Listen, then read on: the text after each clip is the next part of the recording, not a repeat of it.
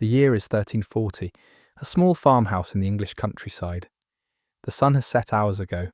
There is no electricity, no streetlights bleeding through windows, no glowing screens demanding attention.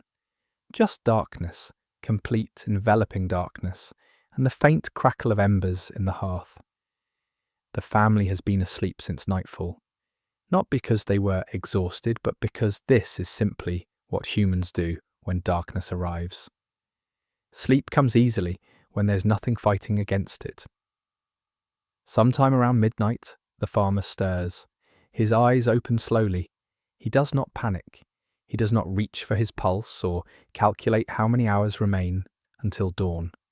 He simply lies there, awake, listening to the quiet rhythm of his wife's breathing beside him. After a few minutes, he rises. He adds wood to the fire. Perhaps he steps outside to check on the animals. Perhaps he sits in the darkness and thinks about the season ahead. Perhaps he prays quietly or simply rests in the stillness without needing to fill it with anything at all. An hour passes, maybe two. Then, without alarm or anxiety, he returns to bed. Sleep comes again, easily, naturally, and carries him through until dawn. This was not insomnia. This was not a sleep disorder. This was not failure. This was how humans slept for thousands of years. Welcome to the medieval advantage. I'm glad you're here. On this channel, we explore what our ancestors understood about living well. Knowledge that modern life has buried beneath convenience, technology, and assumptions we rarely question. Today, we're examining something that affects every single person watching this video: sleep. And specifically, why the medieval approach to sleep may have created stronger, more resilient minds than our modern obsession with 8 uninterrupted hours. This is not about romanticizing the past. Medieval life was difficult in ways we can barely imagine. But difficulty and wisdom are not mutually exclusive. Sometimes the hardest conditions produce the clearest understanding of what human beings actually need. And when it comes to sleep, we may have fundamentally misunderstood our own biology. Let me start with what you've been taught. The modern doctrine of sleep is remarkably rigid. 8 hours, uninterrupted, ideally from around 11 at night to 7 in the morning. Fall asleep quickly, stay asleep completely, wake refreshed. Anything else is a problem. If you wake during the night, something is wrong. If you can't fall asleep immediately, you have a disorder. If you don't feel rested after 8 hours, you need supplements, medications, or better sleep hygiene. We track our sleep with apps. We optimize our bedrooms for maximum darkness. We follow elaborate pre-sleep routines designed to manufacture unconsciousness. We treat sleep like a performance metric, something to be measured, optimized, and achieved. And yet, despite all this knowledge, despite all this technology, despite an entire industry devoted to helping us sleep better, we are sleeping worse than ever. Insomnia rates have climbed steadily for decades. Sleep anxiety is now a recognized phenomenon. People who can't sleep because they're too worried about not sleeping. Millions of people lie awake at 3 in the morning, hearts racing, convinced that something is deeply wrong with them. We have more tools than any generation in history, and we are more tired than any generation in history. What if the problem isn't that we're bad at sleeping? What if the problem is that we've misunderstood what sleep is? For most of human history, sleep looked nothing like what we practice today. Before artificial lighting became widespread, before gas lamps, before electricity, before screens that emit light designed to suppress melatonin, humans lived in alignment with natural darkness. When the sun set, darkness arrived. Complete darkness. The kind of darkness modern people rarely experience unless they deliberately seek it out. In this environment, a different sleep pattern emerged naturally. Historians call it segmented sleep, or biphasic sleep, or simply first sleep and second sleep, the terms that medieval people themselves used. Here's how it worked. People went to bed shortly after sunset, not because they were especially tired, but because there was little else to do once darkness fell. They slept for roughly 4 hours. Then they woke up, naturally, without alarm. This waking period, sometimes called the watch or the watching, lasted anywhere from 1 to 3 hours. People didn't fight it. They didn't panic. They expected it. What did they do during this midnight interval? Some prayed. Monastic traditions built entire spiritual practices around the night office, prayers specifically designed for this natural waking period. Some talked quietly with their spouse or family. Court records from medieval France show that this was considered prime time for intimate conversation and for conception. Medical texts from the period actually recommended this waking window as optimal for marital relations. Some simply rested, not sleeping, not working, just existing in the quiet darkness, thinking, reflecting, processing the day that had passed. Some read by candlelight, if they were wealthy enough to afford books and candles. Some tended fires, some checked on livestock, some ate small snacks. Then, after an hour or two, they returned to sleep. The second sleep carried them through until dawn, when light naturally signalled the body to wake. This was not unusual, this was universal. References to first sleep and second sleep appear throughout medieval literature, legal documents, medical texts, and personal diaries.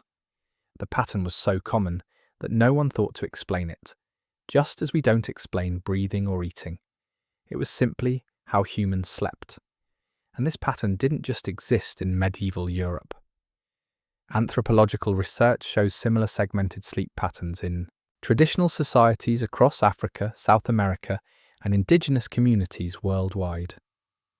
Before artificial light compressed our nights, humans everywhere slept in 2 phases. This was not a cultural choice. This was biology. The historical evidence for segmented sleep is remarkably extensive. In 2001, historian Roger Ekirch published a groundbreaking study based on 16 years of research. He had uncovered more than 500 references to first sleep and second sleep in documents spanning from ancient times through the 19th century. These references appeared everywhere, in court depositions describing what witnesses were doing when crimes occurred, in personal diaries recording the rhythm of daily life, in medical texts advising patients on optimal times for various activities, in literature that casually mentioned characters waking between their first and second sleep. What struck Ekirch most powerfully was the casualness of these references. No one explained what first or sleep meant. No one described it as unusual or noteworthy. Writers mentioned it the way we might mention lunch, as something so ordinary it required no elaboration. A 15th century medical manual advised that the best time for study and contemplation is after the first sleep, when the mind is most clear. A 16th century French physician recommended conception during the waking interval because couples are more refreshed and have more pleasure. English court records regularly included testimony about activities during the time between the first sleep and the second. This pattern persisted across centuries, across social classes, across cultures. And then it vanished.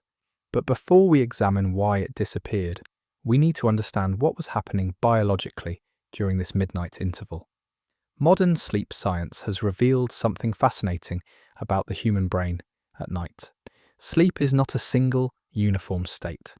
It cycles through distinct phases: light sleep, deep sleep, REM sleep, each serving different functions: memory consolidation, tissue repair, emotional processing, hormonal regulation. Your brain is extraordinarily busy while you sleep. It's not simply resting, it's working through the accumulated experience of your day, deciding what to keep, what to discard, what to integrate into your understanding of the world. And here's what's particularly interesting about the middle of the night. Around 3 to 4 hours after falling asleep, your body completes its first major sleep cycle.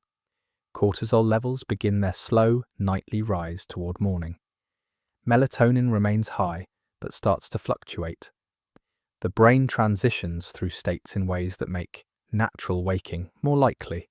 In other words, your body is biologically prepared for a period of quiet wakefulness in the middle of the night. This isn't dysfunction. This is design. When researchers have placed modern subjects in environments without artificial light, 14 hours of darkness each night, something remarkable happens. Within weeks, their sleep naturally segments into 2 phases with a waking interval between them. They're not trained to do this. They're not told to expect it. Their bodies simply return to an ancient pattern once the artificial constraints are removed. During this waking period, brain scans show elevated activity in the prefrontal cortex and default mode network, the regions associated with reflection, creativity, and self-awareness. Prolactin levels rise significantly, creating a state of calm, peaceful wakefulness unlike anything experienced during the day. The brain seems to want this time, and medieval people gave it freely. This is where the connection to mental strength becomes clear. Consider what happens during quiet wakefulness in darkness, without stimulation, without distraction, without the endless inputs of daily life. The mind turns inward. It processes, it reflects, it integrates. Experiences from the day are examined, without the pressure to respond or react. Emotions are felt fully and allowed to settle. Medieval people had built-in time for this processing every single night. They didn't call it meditation. They didn't call it mindfulness. They didn't need to call it anything because it happened automatically as part of normal sleep. Modern people rarely experience this kind of mental space. Our days are filled with stimulation, from waking until the moment we fall asleep. We scroll phones until our eyes close. We wake to alarms and immediately check notifications. The quiet interval that once existed in every night has been completely eliminated. And then we wonder why anxiety rates have skyrocketed, why emotional regulation seems harder, why creativity feels blocked, why our minds race the moments we try to rest. We've removed the processing time and kept only the sleep. But sleep alone was never the complete system. The medieval mind wasn't stronger because life was harder. It wasn't more resilient because people suffered more. That's a romantic myth that misses the point entirely. Medieval minds were stronger because their rhythms were aligned with their biology. They had daily periods of enforced reflection. They experienced complete darkness regularly. They woke in the night without panic because waking was expected. Their sleep was integrated into natural cycles rather than compressed into artificial blocks.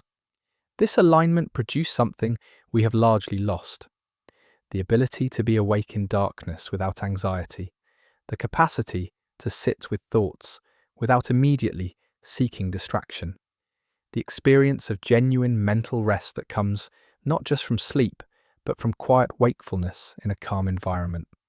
So what happened? How did we go from natural segmented sleep to the rigid 8-hour block we now treat as sacred? The answer begins in the late 17th century, accelerates through the 18th, and reaches completion in the 19th. It begins with artificial light. Gas lamps appeared in city streets, then came electric lighting. Suddenly darkness was no longer inevitable. Night could be pushed back, defeated, conquered, and with artificial light came artificial schedules. The Industrial Revolution demanded workers who arrived at factories at fixed times. Productivity required predictability. The natural rhythm of segmented sleep, with its variable waking periods and its dependence on darkness, became incompatible with industrial efficiency. Sleep was compressed, 8 hours maximum, uninterrupted, efficient. The midnight interval that had existed for millennia was eliminated within 2 generations. By the early 20th century, references to first sleep and second sleep had vanished from common language. Within 100 years, humanity forgot a sleep pattern it had practiced for thousands of years. We didn't improve sleep, we restructured it to serve economic demands. and we've been struggling with the consequences ever since. Consider how we now interpret night waking. If you wake at 3 in the morning and cannot immediately fall back asleep, what do you think? What do you feel? Most people feel fear, frustration, anxiety about the hours remaining until the alarm, worry about how tired they'll be tomorrow, panic that something is wrong with them. This interpretation, this fear, causes more damage than the waking itself. Your heart rate increases, stress hormones flood your system. You become hypervigilant, scanning for problems, calculating consequences. Sleep becomes even more difficult. You lie there fighting against wakefulness, which only strengthens it. But what if you understood this waking differently? What if you recognized it as a natural biological pattern rather than a disorder? What if instead of fighting, you simply rested? Read quietly, thought peacefully, allowed the time to pass without judgment? The medieval response to night waking was acceptance. Ours is resistance. And resistance creates suffering that acceptance never would. I want to be clear about something important. This is not medical advice. Genuine sleep disorders exist and require professional treatment.